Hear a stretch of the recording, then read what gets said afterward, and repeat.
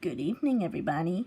This is Rouge the Bat here, and tonight I will be reading you all The Dawn is Your Enemy, an Adult Swim Lost Bumper Creepypasta. This was read by the Shadow Reader and the Shadow Lioness. So I decided maybe I should give this one a read. So without further ado, let's begin. You guys all know that Adult Swim's sign-off bumper, The Dawn is Your Enemy? There's a reason they don't show it anymore. The last day the bumper was used as a sign-off, instead of a normal running time of estimated 9 seconds, it ran for an extended period of time until the automated services were overtaken by manual operation. We all know the sound that shook our childhoods or teen years. The resonating metal, the rumbles, the sound of metal scraping against metal. Feel free to look it up if you're a bit rusty. Now, when the audio cut, it doesn't sound complete. It's not finished, not over.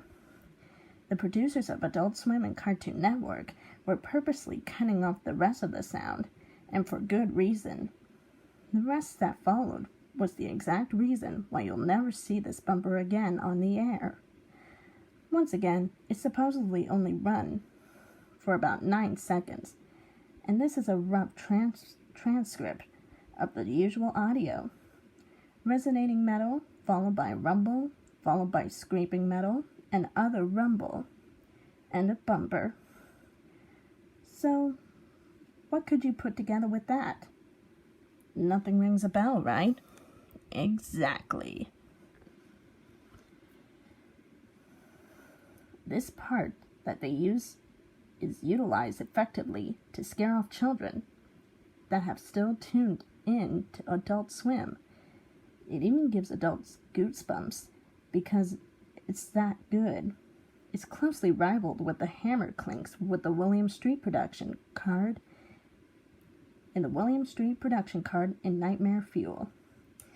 Getting back on topic, usually a Cartoon Network employee would enter the control room left by Adult Swim crew member and take over for a day. It wasn't quite the case that day, however. The usual man scheduled to cue the sign-on and such programming for Cartoon Network, for some reason, did not start up the day schedule. No one knows if he did this purposely, and whether or not his contract was terminated. This was the least of problems Cartoon Network had at the time. What followed the common 9 seconds was an extended 2-minute broadcast, and some of the most horrifying audio ever heard on public television. The metal continued to resonate, and the scraping continued. Slowly, an uncontrollable sobbing came clearer. Not one person was crying, but a multitude of people were screaming and yelling. As the metal scraped, the screaming grew louder. Soon, you could hear the slicing of flesh, the grinding of bones, the gushing of blood, and the guttural death rattles of people dying. All across the United States, millions of children and adults were being exposed to what sounded like a barbaric mass murder. People were calling in all across the country, crying or screaming or begging for it to be turned off.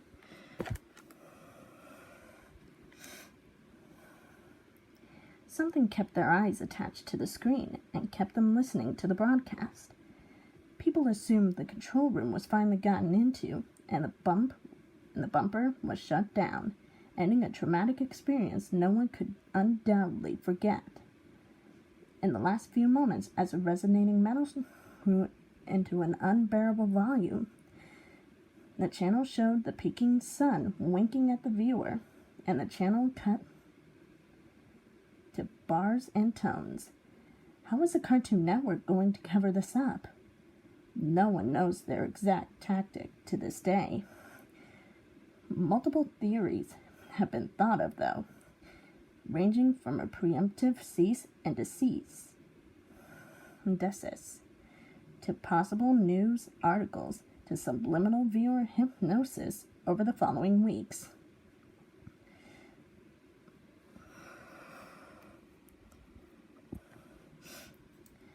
While all public evidence does not officially exist, Cartoon Network officials do acknowledge a hijacking of the channel's frequency on the day, but go into no further detail.